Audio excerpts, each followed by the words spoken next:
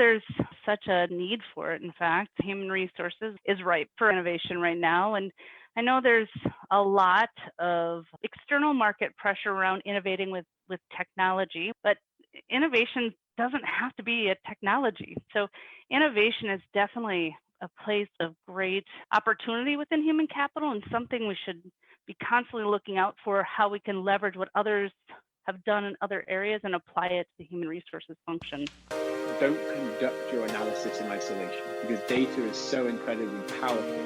Not defending just the tribe, but defending the organization.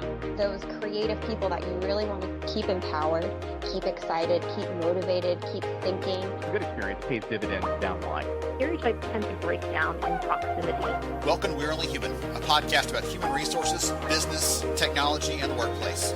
My name is Ben Eubanks, your host, and I'm so glad you're here.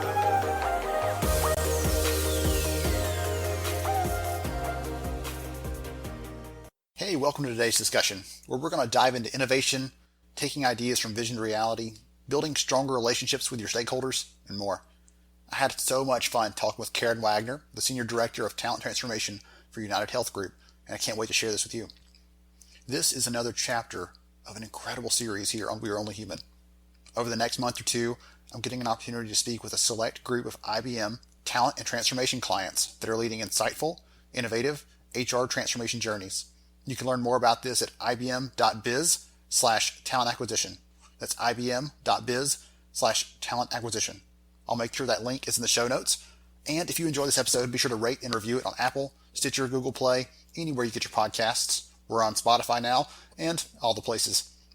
Now, if you've ever asked yourself how we can be more innovative within HR, how we can lead that, not just follow, but really drive this with the levers we can pull, the practices we have at hand, this episode is for you. Let's dive in. Hey everyone, welcome to another episode of We're Only Human. I am Ben Eubanks, your host, and just really glad to have you here. You know, we talk a lot about HR, competitive practices, we talk about other topics, but one thing I'm always a fan of is really digging into innovation.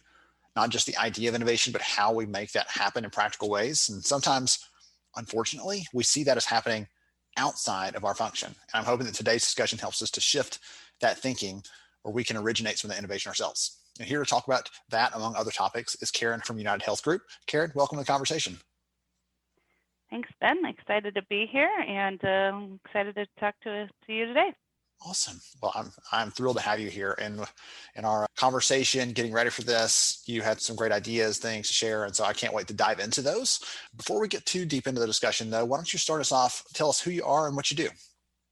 My name is, as you know, Karin Wagner, and I am the talent transformation leader for UnitedHealth Group, helping transform our talent experience for our organization.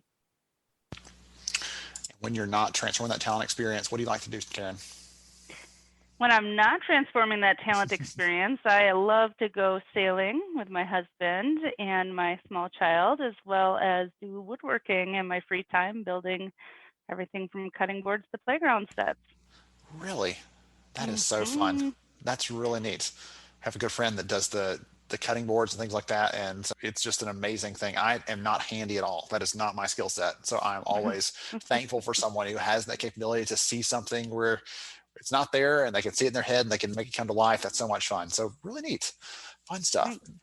So besides woodworking, you have some other superpowers that we're actually going to dive into today. I am excited to talk about this discussion broadly of innovation and some of the other things I alluded to at the intro. So just to get our feet wet a little bit, let's talk about innovation because, as I said, we sometimes see that as something that happens to us in the HR function. Someone tells us what to do, or it happens in some other part of the business and we're just business as usual. But I'd love to think that innovation can come within HR, that we can rethink how we're doing things. I'd love for you to put your spin on that. What do you think? What do you think about that? Is that too pie in the sky or is that reality? Is that possible?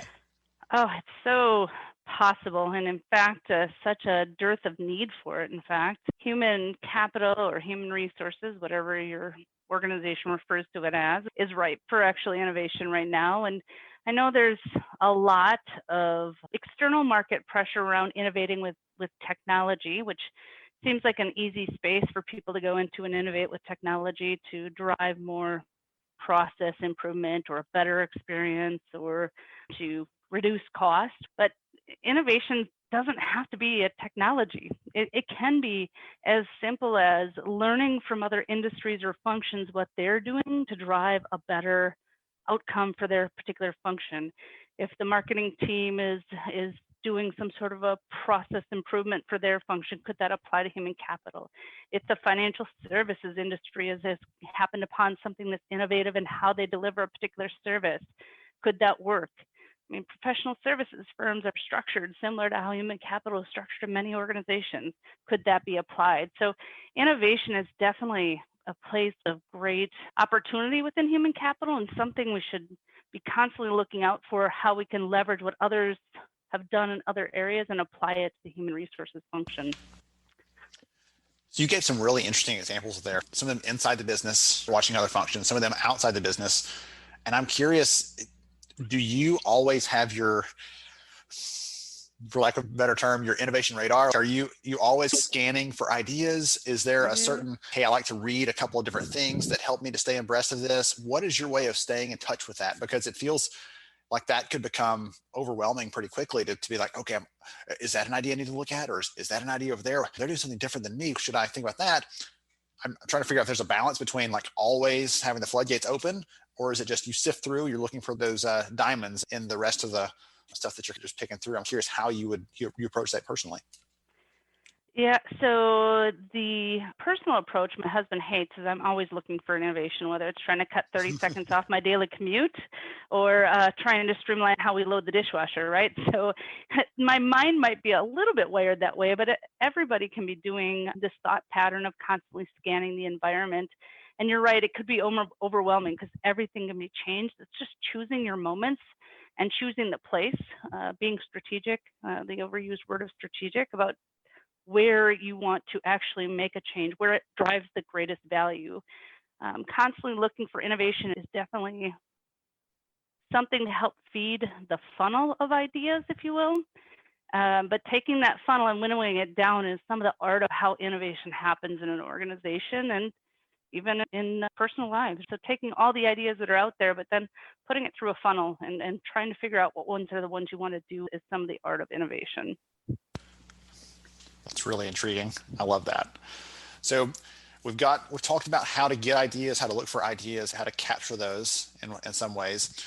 What are the next steps in terms of taking that idea and actually making it come to life? I mean, to the parallel, I talked about woodworking earlier. You said you do that. I'm like, that escapes me because you have to envision something that's not there yet and think about what it takes to make that appear.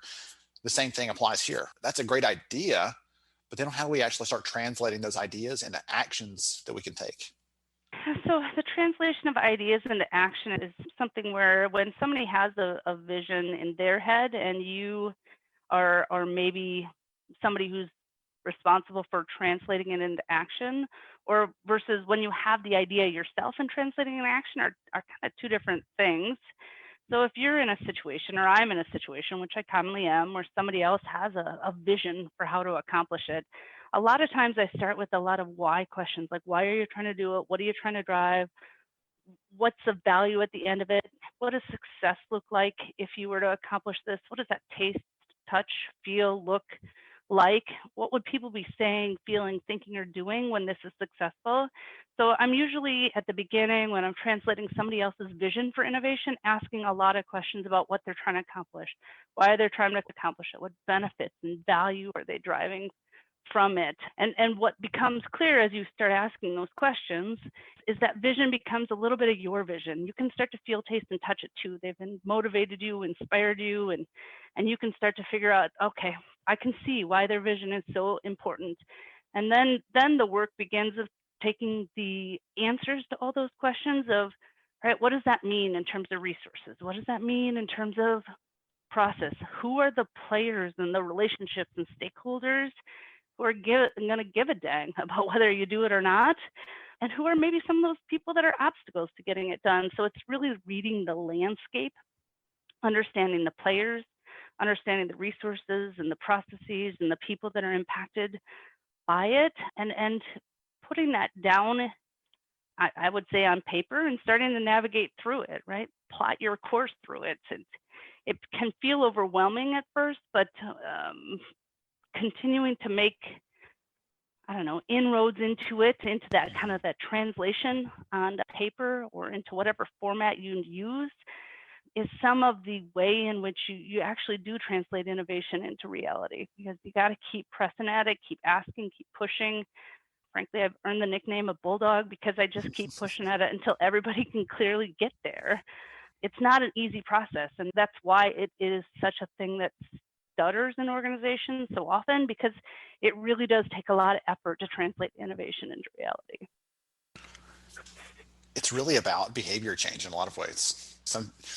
In the different ideas and concepts you just laid out, like telling someone an idea is the easy part. Getting them to buy into it is harder. Getting them to actually do something after that is even harder. It gets, more complex and exponentially more difficult every step you go down that path from, oh, that's interesting. Look at what Karin shared, all the way to, okay, now we're having to do that thing that she shared 6 months ago, and it's time to actually implement that. And it sounded fun, but now it's hard. And behavior change is it's the difficult part of what we do. And sometimes that part is overlooked. But I love the concepts you just shared, because that was really about casting a big vision, getting people bought into it, helping them to not just perceive it, but to feel it. I love those ideas there. And one of the things that you talked about, doing that from someone else's idea. Someone brings you an idea and you start pulling that out of them, teasing that out of them, figuring out how you can put that into action, how you can make that work. You said it's a little bit different if it might be your own idea. I'd imagine some of those things are the same, where you're trying to cast that vision, you're trying to get them to buy into it. But I've yet to meet anyone who works in the HR function anywhere that controls all the variables, all the budget, all the people, all the things. And so how do you approach it differently if it's your idea? Is there some variance there that's worth exploring? Yeah, so the variance on when it's your idea versus somebody else is really vetting out whether it's an idea that you want to take forward, because you might have 1,000 ideas in your head, right, that you think are amazing ideas, and I have 1,000 ideas in my head, and I can tell you with 100% certainty, my team will tell you that not all of them are good ideas, right? So vetting out what are the ideas that actually matter, and what are the ideas that could drive a true transformative change, not incremental change, but true transformative change or innovative change. And that gets to the why you're doing it and the benefit that is really going to be realized from it. And you have to spend a lot of time and thought into that. And you have to be thinking through the entire system of impact. So I think one of the big variances when it's your own idea is understanding the entire system of impact. Other people who have vision or are sharing their vision, right, and you're translating the vision for them, have already considered a lot of the system impacts, and they're trying to persuade you. When it's your own vision, some of the work that you need to do as the person with the vision or the visionary is understand the entire system of impact. It has been so common in my experience that people will come forth with something they would dub as innovative, and it's really small in its impact or scale, right? It's like an incremental change that isn't truly transformative. It might be beneficial. That would be more in the process improvement category. And then the other side of what I typically see when people bring forth an innovative idea is it's an innovation that benefits a small group versus the whole. So if you're trying to drive and want to drive a truly transformative change, play through that idea. Who else is impacted? In human resources, in my space, I spend a lot of time in talent. And I need to make sure my compensation colleagues are not impacted, or if they are, they're brought along. Our talent development folks if they're impacted, they're brought along or a part of the solution. Is it bringing your human capital generalists that are on the front line? Are they involved or somehow impacted? It's thinking through the system of people that are impacted. And then when you're the visionary, the big difference versus when others are the visionary is you have to seed that idea in multiple places with others so that they can start to see, feel, taste, and touch that vision. And it truly is a seed. You plant a seed with comp, or you plant a seed with talent development, or you plant a seed with the human capital folks. And you're planting that seed in many places. and then you got to go back and water it, right? You got to feed it a little bit. You got to give it a little sun so other people can start to see that vision kind of emerge. And if you do it with art and grace that true innovators do in corporate America, it starts to feel like it's other people's ideas, even though you were the seed and you were the originator of that vision. And when you see it come to life, it becomes this moment of great pride that you've grown this entire field of outcomes, if you will. Goodness gracious, there's so much I could dive into based on what you just said. I think I'll tackle that last piece because you laid out this process so far in the last 20 minutes or so that could sound very scientific, but the two words you just used were the most unscientific words you could. You said art and grace as part of this. And where's the balance there? Is this, we need to think through this like it's a very logical process. We need to think through and have some planned steps. Right? That sounds very scientific and logical and process oriented. But the flip side of it is you said right there, there is some art to it, knowing that's a great idea, but it's not gonna, it doesn't feel like it's gonna have the big enough impact for enough people for it to be worthwhile, right? We can only support and survive so much change in the organization. And if I'm gonna make a choice, that feels like maybe not the right one. So I'll go with this other direction. And so I'm kind of curious, is there a balance between that, the art and the science piece of that? It might not be that there is, but my head wants to classify it as one of those. It's going to be one or the other. Yeah, I think it's both actually. And the science process, which is how my brain is wired, and I've learned more the art of it over the years, is an important part of it. And there is definitely a balance. The art of it is a lot around who are the players, where are they at, and it's the time, and knowing those moments to bring it forth, that I would put as some of the art of it.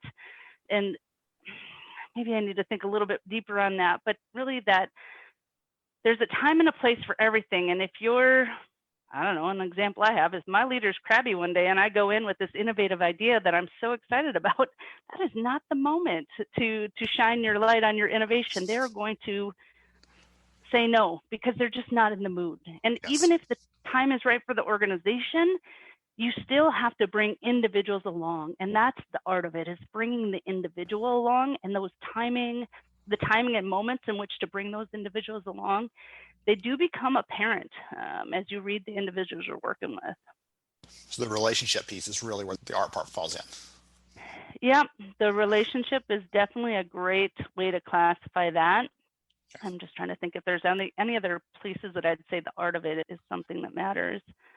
That's a good one, though. But yeah, it's a great let's one. dig into the relationship piece a little more, if you don't mind, because I think that's again, I made the joke earlier, we don't own everything, but we have a lot of partnering we do. We have a lot of other stakeholders in the business, and there are some decisions we make in HR that are only within our four walls, but but a lot of decisions we make affect a large swaths of the workforce, or our leaders, of the managers, whichever lens we put on that initiative. And so that is a challenging part for a lot of us who've worked in any company ever. I'll go ahead and broaden that scope. We have to navigate the complexities of the relationships, understanding what other people want. And you gave the example, right, of just that relationship to your own leader and what they're feeling like and how you approach them that one day. And that's a microcosm for all the leaders interacting with from an HR perspective. And over a long period of time, that makes it, again, more complex to think about. So any suggestions, tips, ideas, strategies, whatever you've got there around the navigating the complexities of the relationships and sorting through how to do that. Again, maybe it's more strategically, maybe it's just having a little more of an artful touch, whichever way you want to take that, it doesn't matter, but I'd love to hear some ideas from you on that. Sure. A couple of ideas that come top of mind. Interestingly, many times when we are promoting or trying to influence others to our way of thinking, we use pronouns such as I or me or we.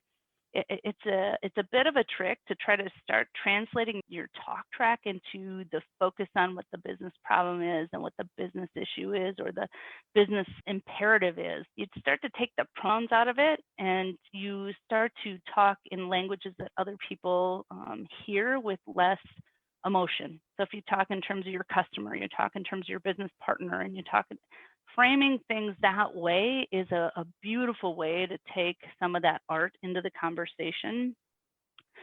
Timing, as we talked about, is definitely a factor. The other kind of trick that I use quite a bit actually is to recognize who I'm trying to influence, and I don't always go and directly influence them, right? So usually I'm aware of who the people are that are making decisions that are influenced by their maybe direct reports or their network. So figuring out who is influencing who, and then going to influence influencer, if that's not a complex thought right there. But sometimes the best way to get the decision maker to buy into an idea is to get the people that influence that decision maker to buy into the idea, and they will do the influencing for you. It's a tactic I use a ton that delivers great outcomes, and I hope I'm not telling my secrets so that all the rest of my organization knows how I do it. So we'll make sure and exclude them so they can't hear all these great ideas when it comes out. Now, that actually, the way you said that, influencing the influencer piece, can I tell you a quick story that kind of illustrates that in my head? Yeah. I have a good friend, used to be a CHRO for a large organization in North America. And he was trying to get this initiative passed, just to make it broad so it captures, a lot of the use cases out there, trying to get this initiative passed. And he knew that if he went into the board meeting and laid out his plan, it didn't matter, as you said earlier, how good it was. He had checked all the boxes, he had answered all the questions. They still would have pushed back and asked for feedback from some of the other people in the room. And so he actually went to those other people before the meeting ever happened and said, I want your input on this. Will you give me your ideas? Did I miss anything that you're seeing? Like, what did I miss? Is there something that needs to be added in this? Should we adjust the number somehow? And so he had those pre-meetings with them. So when it came to the actual live presentation, this is his Super Bowl, for lack of a better term for him, he's ready to go. They turned and they asked that person, hey, what do you think about this? And like, hey, I've already been through all the numbers. It looks solid. I'd agree with it. And it gets approved immediately. But it's because he didn't wait until too late. He used some of the ideas you're talking about here. And I never stopped to think about influencing the influencer there, but that was a good example of how, like, the people that ultimately made the decision were influenced by the person that he spent time with. And so he was strategic in that way. So he already knew maybe your secret, but in general, that's something that most of us don't do very well in most of the decisions. It's, I prepare, I'm ready, I want to go and deliver this. And in some cases, it is the pronoun piece too. Like you talked about, here's my idea. I think we should do this. Here's how we can XYZ, instead of looking at it through the lens of what the business needs and using those terms that, as you said, might not evoke so much of a visceral or emotional response. No. Well, and the beautiful part about influencing the influencer and going through those conversations, whether it's formal or informal or seeding it wherever you see it or need to seed it, is that oftentimes they'll have an idea or two or some sort of refinement that makes your idea even better. And so you're building something with your colleagues that they have some emotional involvement and some ownership, if you will, in with you. So you're bringing people into your solution. They're seeing the vision along the way. So it's a beautiful combination when you can do that. Actually, funny enough, I've heard someone recently talking about inventions, which seems like a very logical extension of the conversation today, sure. And he said, when I tell someone that's got an invention, this new idea, he said, most people want to be very secretive, keep it under wraps. Like, oh, you want to talk to me? You have to sign a non-disclosure agreement before I'll even show you what it is. And he said, my advice to someone creating something new is go out and tell everybody that you can, because you will start to hear, you're saying, refinement, ideas, you'll get support. People are like, oh, where do I get that? I like it.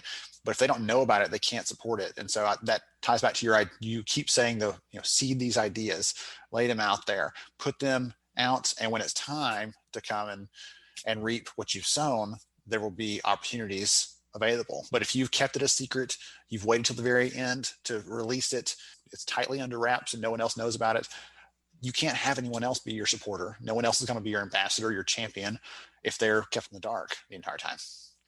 Yeah, that's so spot on, and I love the direction you're taking the conversation, because it really plays into the other part of innovation, which is not all the ideas are good ones. And so when you go out and socialize it, as you just described, and it's a terrible idea, which they happen, you're going to get feedback and pointing out where something is or is not a great idea, and taking that feedback. I think that's the other art of of innovation, you have to listen to what other people are saying to you.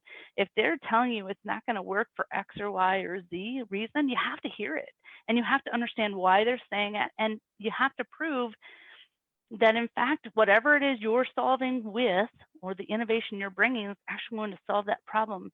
And they're not, maybe better said is, many people are not naysaying or being negative on something because they don't want to change. They're being negative on something because they actually see some problems with it. And you have to fix the problem that they're highlighting for you. So that's probably the other part of the art, is actually listening, like really hearing it and not taking it personal when somebody says, oh, your idea is missing X or Y or Z. Yes. There are some people, but they're few and far between, that wake up in the morning like, how can I tell someone no today? Yeah. How can I rain on their parade? Let's go find something and ruin it for them. In general, people do want it to succeed. They do want others to have an idea that's going to end up being successful. As we're talking about here, some innovation, some change has a degree of pain to it just because it's change in nature.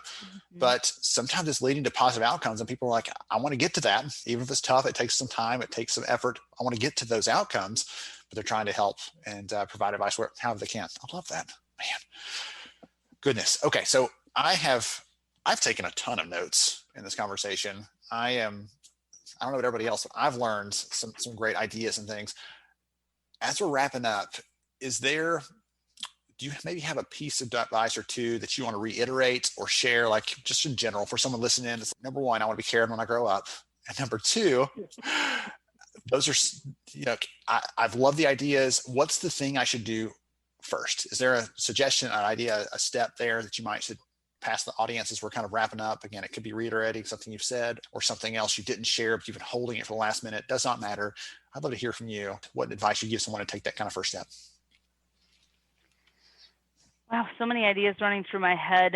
One I didn't cover that I think is really an important thought that I spent a lot of time and energy in is putting chips in the bank, and the concept of putting chips in the bank. A lot of times my relationships I've had and built with people over time that allow me to seed things very regularly is making sure that I'm helping them in kind. So the networks and relationships I have with people, if somebody's asking me for a favor or for some help or for some sort of assistance, even if it's painful in the moment, trying to help them and put some chips in the bank. So when you need to call on that same kind of person and say, hey, I need your help with this, you have some, if you will, chips in the bank or money in the bank that they're willing to withdraw and give back to you because you've given in kind. So I would say that's one of the first things you can be doing, is making sure you're serving all your colleagues and peers around you in a way that helps them, because that will ultimately help you as well. I love that. The best time to plant a tree is yesterday. The best time to help someone else yesterday. So when it's time to call that in, you have that available. I guess one other thing that I'm thinking as you shared that piece, because the idea, the concept of I'm going to do this thing for you. You didn't say it like this. Okay. I'm saying it like this on purpose. I'm going to do this for you just so I can get something from you later. You didn't say it like that, but that can feel very, like on the science side of this equation we talked about back and forth today. But it is more of an art. Hey, I'm just doing the right thing. I'm trying to be supportive, use the word serve. I'm just trying to help you because I want to help you, because it's the right thing to do. And there's very few times where you can plant this or plot this linear path from I helped you on August the 17th and on September the 26th, I made a request of you and you either did it or you didn't do it. It's not that clear cut in real life. Our head might think about the chips idea like you shared, but in reality, you're just doing good things for people. And when the time comes, they're willing and able and interested in supporting, whether it's through some critical feedback or through what can I do to get the word out about this? Because I think this is the right next step for us.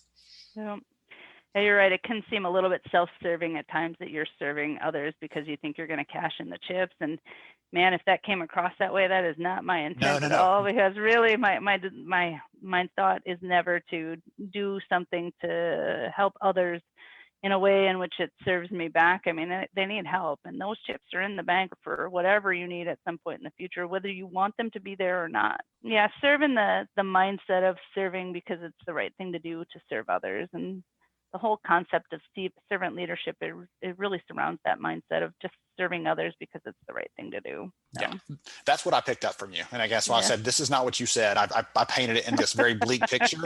I know, wow. Not calling you out. So I made the joke about planting a tree, but the other thing that came to me was right now, you probably know people, I know people who are out of work right now, and they're like, oh, I should be networking. Like, the time to network is not when you need it, it's before you need it. And the same thing is here. Don't start being kind to someone just so they'll do something in return. Be kind to them, serve them, support them, love them. Goodness, you spend a lot of time with them. You work with them. Do those things because you need to, not because you're getting something out of it. And at times there may be other benefits that someone's willing to step up and support you and emotionally invest in your idea, things like that. But it's not cold and calculating. It's just, that creates a better and more positive workplace for everybody when we default to, I just want to help. I just want to support. Exactly. Yeah, no, well said. Very well said. I'm channeling my inner Karin. Yeah. So maybe. No, goodness, who knows? So if someone is, goodness, I won't say if someone's enjoyed this, everyone has enjoyed this conversation. If they want to learn more about your organization, they want to learn more about the work that you do, just connect with you, is there a way to do that?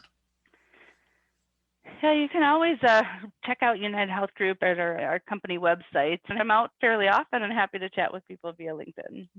We're going to get you, get your connections built out there perfectly. Awesome. Karin, I've laughed a lot. You have too. This has been so much fun. I've learned a lot too. This has been just an amazing conversation. I am so thankful to have the opportunity to spend some time with you today, to learn from you. And I know everyone else has appreciated this as well. Thank you. Thank you so much. Thank you. And thanks for the time. And I hope it's been helpful for others. I definitely think that it's great to drive innovation in organizations and in human capital. And if this has provided the nuggets to do that, I love it. Wonderful. To everybody else, I hope you enjoyed hearing from Karin today. Remember, the links will be in the show notes for the episode. Stay tuned for more We're Only Human. Thank you. Thank you so much for joining me on the show today. I'm honored to have you as a listener. If you enjoyed this episode, please take 10 seconds to rate it at iTunes, Stitcher, or wherever you listen to your podcast. Also, if you know a friend that could benefit from today's conversation, please pass it their way.